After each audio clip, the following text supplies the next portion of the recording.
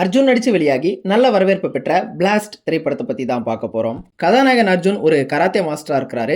தன் மனைவி, மகள் மற்றும் தன் தம்பியோட வாழ்ந்து வந்துட்டு இருக்காரு. சின்ன வயசுல இருந்தே தன்னுடைய மகளுக்கு கராத்தே சொல்லி கொடுத்து அவங்கள தைரியமான ஒரு பொண்ணா வளர்க்குறாரு. இது ஒரு புறம் இருக்க, இன்னொரு புறம் வருண் தயாளன் அப்படிங்கிற ஒரு கார்ப்பரேட் நபர் ஒரு மலை அடிவாரத்துல 7,000 கோடி ரூபாய்க்கு பிசினஸ் பண்ணக்கூடிய அளவுல கனிம வளங்கள் இருக்கு அப்படிங்கறத தெரிஞ்சுக்கிறாரு. அவர் அதை தொடர்ந்து பிசினஸ் செய்ய முயற்சிக்கும் பொழுது கதாநாயகனுடைய குடும்பம் அதுக்கு இடையூறா இருக்கிறாங்க. கதாநாயகனுடைய குடும்பம் இதுக்குள்ள எப்படி வந்தாங்க, இதன் பிறகு இந்த கதையில என்னென்ன நடந்தது அப்படிங்கறதெல்லாம் தான் இந்த பிளாஸ்ட் படத்தினுடைய மொத்த கதை.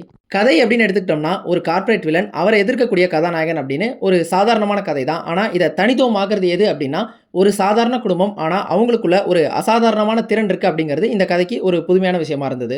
அதே மாதிரி இந்த கார்ப்பரேட் வில்லன் மலையை குடையிறது இதெல்லாம் நம்ம பலமுறை பார்த்து புளிச்சு போன ஒண்ணுதான்.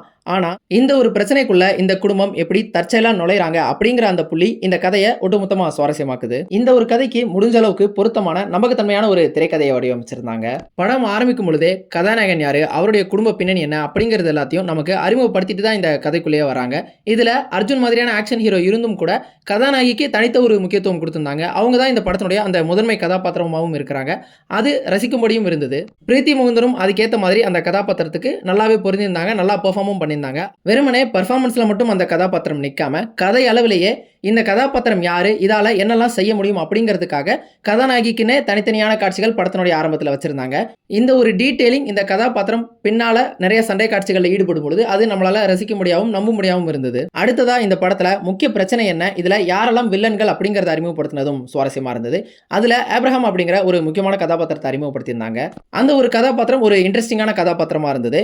இந்த அப்ரஹாம் கதாபாத்திரம் ஒருபுறம், அதோட சேர்த்து ஒரு போலீஸ் கதாபாத்திரம் ஒன்று வரும். அதன் பிறகு நம்ம கதாநாயகனோட குடும்பம், இந்த கதாபாத்திரங்கள் எல்லாம் இந்த கதையில எப்படி ஒருவருக்கொருவர் சம்பந்தப்பட்டிருக்காங்க அப்படிங்கிற அந்த இடமெல்லாம் இந்த திரைக்கதையினுடைய அந்த சுவாரஸ்யத்தை மெருகேற்றுறதுக்கு இன்னும் உதவியா இருந்தது அப்படின்னு சொல்லலாம். இவங்களோட சேர்த்து சின்ன சின்ன கதாபாத்திரங்கள் இந்த திரைக்கதையில வராங்க. அவங்களுமே இந்த கதையை அடுத்த கட்டத்துக்கு நகர்த்துறதுக்கு உதவி இருக்கிறாங்க. இந்த திரைக்கதையினுடைய இன்னொரு பலமா தோணுது என்ன அப்படின்னா, இவங்க பண்ணியிருந்த அந்த டீடைலிங் தான். ஒரு கதாபாத்திரம் வரும்பொழுதுமே அந்த கதாபாத்திரத்தினுடைய பின்னணி என்ன, அந்த கதாபாத்திரத்தினால என்னெல்லாம் செய்ய முடியும் அப்படிங்கிறத சொல்லிக்கிட்டே வந்திருக்காங்க. அது சின்ன சின்ன கதாபாத்திரங்களுக்கு கூட செஞ்சிருக்காங்க.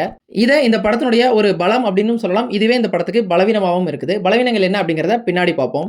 குறிப்பா சொல்லணும் அப்படின்னா, இந்த ஆப்ரஹாம் கதாபாத்திரத்துக்கு ஒரு பின்னணியை சொல்லுவாங்க. அந்த பின்னணியை சொல்ற வரைக்கும் இந்த படத்துல கதாநாயகனுடைய குடும்பத்தை சார்ந்து நமக்கு பெரிய அளவிலான டென்ஷன் அப்படிங்கிறது எதுவுமே உண்டாகிருக்காது. ஆனா அதை சொன்ன பிறகு நமக்கு இயல்பாவே ஒரு டென்ஷன் ஒன்று வந்திருக்கும். அந்த கதாபாத்திரத்தை அதே மாதிரி வெறுமனே உடல் ரீதியா ஒரு வலிமையான கதாபாத்திரம் அப்படிங்கிற மாதிரி மட்டும் இல்லாம கொஞ்சம் புத்திசாலித்தனமான ஒரு கதாபாத்திரமாகவும் வடிவமைச்சிருப்பாங்க. இந்த காரணத்தினாலேயே இந்த ஒரு கதாபாத்திரம் கதாநாயகனுடைய குடும்பத்தை சந்திக்கக்கூடிய அந்த ஒரு காட்சி டென்ஷனாகவும் இருந்தது, அதே நேரத்தில் ரொம்பவே சுவாரஸ்யமா இருந்தது.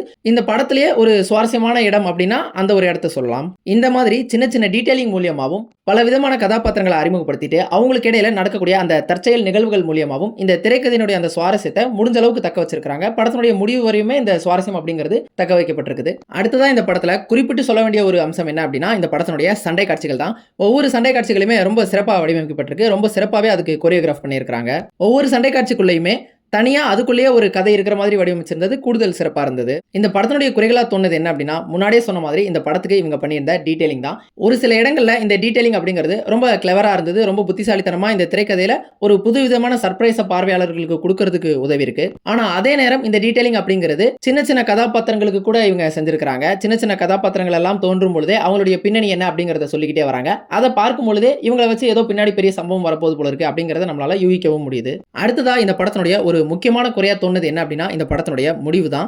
அது வரைக்கும் இந்த படம் பாத்தீங்க அப்படின்னா ஒரு சீரியஸான டோன்ல அல்லது கொஞ்சம் டார்க் ஹியூமர் கலந்த ஒரு கிரைம் ஜோன்ல தான் பயணிக்குது. அப்படி இருக்கும்பொழுது அதை அப்படியே துண்டிச்சிட்டு திடீர்னு பாத்தீங்க அப்படின்னா ஒரு எமோஷனலான ஒரு ஜோனுக்குள்ள இந்த படத்தினுடைய கிளைமாக்ஸ் நோக்கி போறாங்க. அதனுடைய பொருள் என்ன அப்படிங்கிறது சுத்தமாவே புரியல. அது இந்த படத்துல அது வரைக்கும் இருந்த அந்த மூட்ல இருந்து முற்றிலும் வேறான ஒண்ணா இருக்குது. அது ரசிக்கும்படி இருந்தா எந்த கேள்வியும் கிடையாது. ஆனா அது அந்த மாதிரி இல்ல அப்படிங்கறதான் பிரச்சனை. அதோட இந்த படம் கிட்டத்தட்ட முடிஞ்சிருச்சுன்னு நம்ம நினைச்சிட்டு இருக்கும்பொழுது இந்த கிளைமாக்ஸையும் தாண்டி இன்னொரு கிளைமாக்ஸ் வச்ச மாதிரி இருந்தது. அதாவது ஒரு செகண்ட் கிளைமாக்ஸ் இந்த படத்துக்கு வச்ச மாதிரி இருந்தது. இந்த ஒரு பெரிய வில்லனை இப்ப எப்படியாச்சும் கொண்டுதான் ஆகணும், அதுதான் இந்த படத்தினுடைய முடிவா இருக்கும் அப்படிங்கிறது மட்டும் தான் இவங்களுக்கு தெரிஞ்சிருக்குது. ஆனா அதுக்கு முன்னாடியே கிட்டத்தட்ட இந்த படம் ஒரு நிறைவடைஞ்சிட்ட மாதிரி தான் இருந்தது. அந்த முடியாத ஒரு எலிமெண்ட் வந்து கண்டிப்பா வந்து பார்ட் 2க்கே ஒரு ஸ்கோப் இருக்கிற ஒரு இடம் மாதிரி தான் எனக்கு தோணுச்சு. ஆனா அதுக்கெல்லாம் இவங்க போகாம இந்த படத்துல இதை முடிச்சிடலாம் அப்படின்னு முடிவு பண்ணி ரொம்பவே துரிதப்படுத்தி அதை முடிக்கணும் அப்படின்னு முடிச்ச மாதிரி தான் இருந்தது. ஒரு ஃபோர்ஸ்டு எண்டிங்கா தான் இருந்தது. மொத்தத்தில் இந்த படம் எப்படி இருந்துச்சு அப்படின்னு கேட்டா ஒரு சில குறைகள் இருந்தாலுமே கண்டிப்பா இந்த படத்தை பார்க்கும் பொழுது ஒரு சுவாரஸ்யமான படத்தை பார்த்தோம் அப்படிங்கிற அந்த உணர்வு நமக்கு ஏற்படும். ஒரு சில இடங்கள்ல நம்மள ஆச்சரியப்படுத்தவும் கூடும். கண்டிப்பா இந்த படத்தை ட்ரை பண்ணி பாருங்க.